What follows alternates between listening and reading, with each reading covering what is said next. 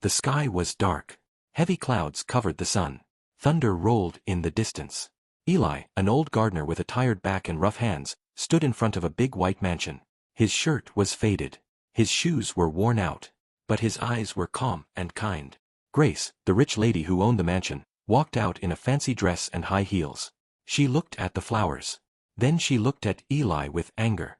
Grace shouted, "What is this? My garden looks dirty. Do you call this work?" Eli spoke softly. "Ma'am, the storm is coming. I was just moving the plants to keep them safe. After the rain, I will." Grace cut him off. "Excuses. Always excuses."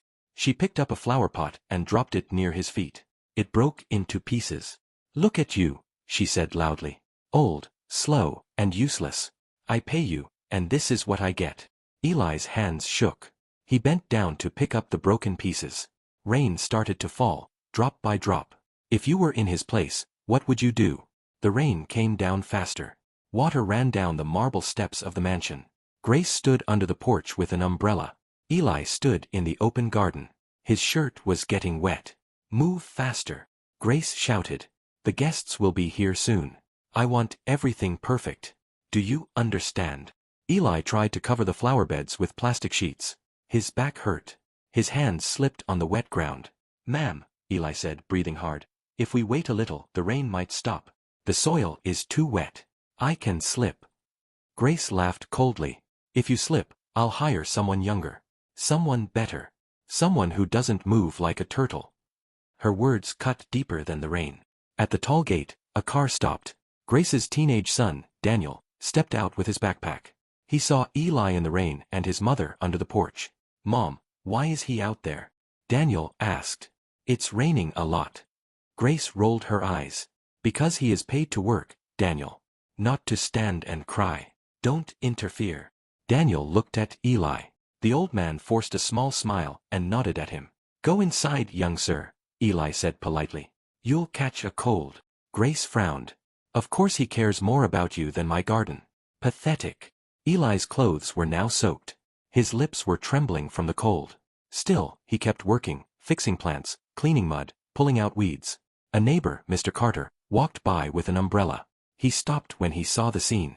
"Grace," he called out, "the rain is heavy. Let the poor man stop. He's old." Grace shot him a sharp look. "This is my house, Mr. Carter. My rules. If he wants the job, he works. Simple." Mr. Carter looked at Eli with concern.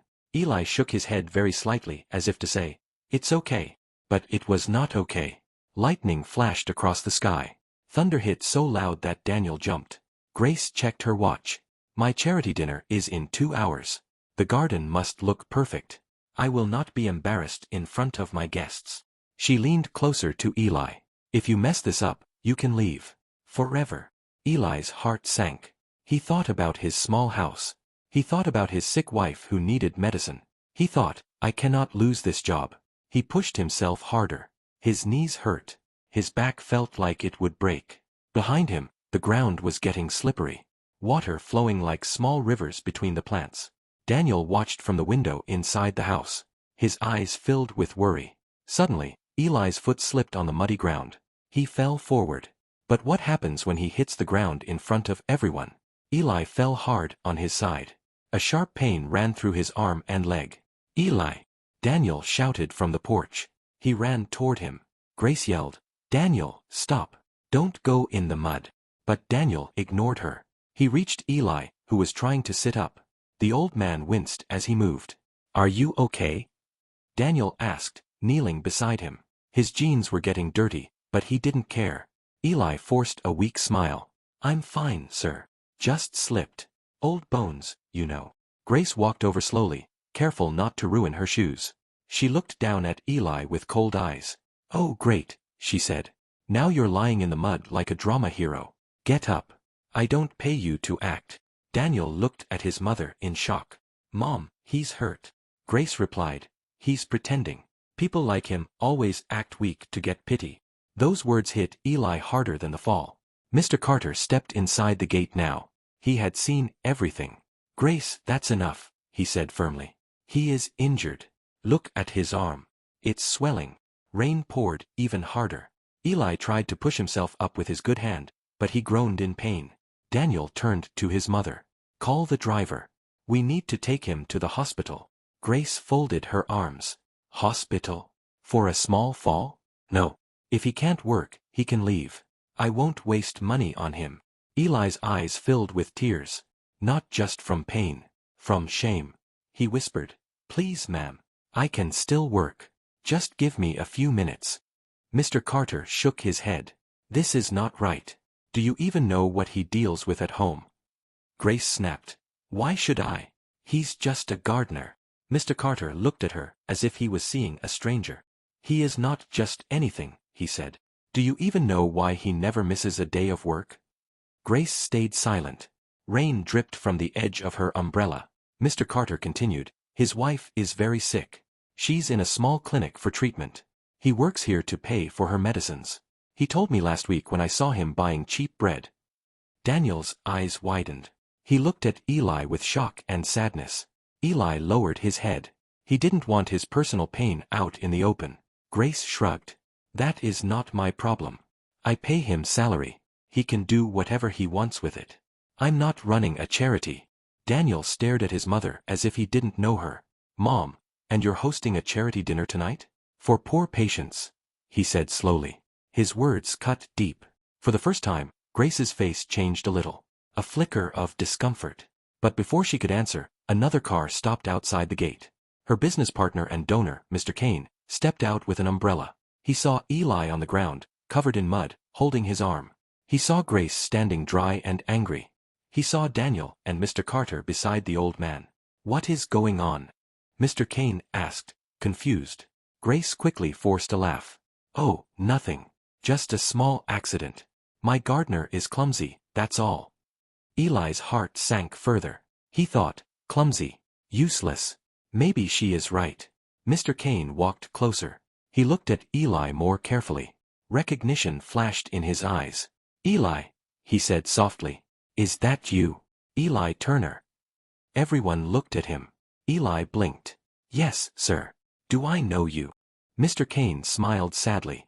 "You helped my father's farm 20 years ago, during the big flood. You stayed up all night saving our crops. You refused extra money. You said, 'Good deeds come back in some way.' I never forgot that." Grace's face went pale. Daniel looked at his mother. His eyes were now full of something new. Disappointment. But how will this old good deed return now, in this rain? The rain softened, but it still fell steady. The sound filled the silence between all of them. Mr. Kane turned to Grace. His voice was calm, but firm. "This man is a hero in my family's story," he said. "And you let him lie in the mud?" Grace opened her mouth, but no words came out. He continued, "We are hosting a charity event for sick people tonight, aren't we? Yet the person you humiliate every day is working to save his sick wife." Grace swallowed. Her throat felt dry. For the first time, she looked at Eli not as a gardener, but as a human being. An old, tired man, shivering in the rain, in pain. Suddenly, there was a loud cracking sound from the far end of the garden. A heavy wooden arch, which held climbing plants and fairy lights, started leaning sideways. The soil under it had become too soft. The arch began to fall, right toward Daniel. "Daniel!" Grace screamed. Without thinking, Eli pushed through his pain. He stood up on his shaking legs and ran, as fast as he could in the mud. His injured arm throbbed. His feet slipped. But he kept going. At the last second, Eli reached Daniel and shoved him out of the way. The wooden arch crashed down. Lights broke. Pieces of wood hit Eli's back, and he fell again, face first into the mud. Everyone froze. Daniel got up, coughing. He was safe. Just a little scratched. But Eli lay still, breathing hard. Grace dropped her umbrella and ran to her son. "Are you okay?" she cried, touching his face. Daniel pushed her hands away gently. He pointed at Eli. "Mom, he saved me." Grace turned slowly to look at the old man lying in the mud again. Her heart pounded. "He saved my child," she thought. "The same man I just called useless." Mr. Kane and Mr. Carter lifted the broken wood off Eli. "Call an ambulance," Mr. Kane said sharply. "Now." Grace grabbed her phone with shaking hands. Her fingers trembled as she dialed. Minutes later, the ambulance arrived. They placed Eli on a stretcher. As they were about to take him, Eli opened his eyes a little. He looked at Grace. "Ma'am," he whispered, "I'm sorry about the garden." Those simple words cut into her like a knife. Tears filled Grace's eyes. For the first time that day, she felt small. Very small. She grabbed his hand. It was cold, rough, and wet from the rain. "No, Eli," she said, her voice breaking. "I'm sorry. I treated you like nothing. But you saved my son. You saved my whole world." Eli gave a weak smile. "He's a good boy. Your heart can be good too, if you let it." They took him to the hospital. The charity dinner was cancelled. The garden was a mess. Fairy lights were broken. The arch was gone. But something more important had broken. Grace's ego. She sat at the hospital beside Eli's bed. Daniel sat on the other side, holding Eli's hand. The doctor said Eli needed rest and treatment for his arm and back. He also needed help for his sick wife. Grace listened quietly. She thought of the times she had shouted at him. The times she had called him slow, useless, and old. Each memory felt like a slap to her own face. When the doctor left, Grace stood up. "Eli," she said softly, "I don't deserve your forgiveness. But I want to change." Eli looked at her with tired but kind eyes. "People can change," he said. "Like seasons. Like rain to sunlight." Grace wiped her tears. "I will pay for your treatment," she said. "And your wife's treatment. You will never worry about money again. And if you come back to my house, you will not work as my gardener. You will be in charge of all the gardens on my properties. With a good salary and help under you." Eli's eyes filled with tears. His lips shook. "Ma'am, that is too much." Daniel smiled. "You deserve it, Eli. You saved me. And you've been saving plants your whole life. Now it's our turn to save you." Mr. Carter and Mr. Kane stood at the door, listening. Mr. Kane nodded in approval. Grace took a deep breath. "I also want to say something else," she added. "In front of everyone. I am sorry. Truly. I treated you like you were less than me. But today, in the rain, I saw who really has a big heart. It's you, not me." A single tear rolled down Eli's cheek. He closed his eyes and whispered, "Thank you, ma'am." Weeks later, the garden was green again. Stronger than before. Eli walked slowly between the plants, with a support stick. But this time, he did not wear an old torn shirt. He wore a clean uniform with a badge that said, "Head Gardener, Eli Turner." New helpers worked under his guidance. They listened to him with respect. Grace walked into the garden, simple clothes, no extra show-off. She carried 2 cups of tea. "One for the boss of the garden," she said with a small smile. Eli laughed softly. "Thank you, ma'am." Daniel joined them, happy and relaxed. They all sat together under a new arch. This one was strong. Built on solid ground. Rain clouds gathered again in the sky, but this time, nobody was afraid. The plants would survive. The people had already changed. Have you ever seen someone treat workers badly in real life?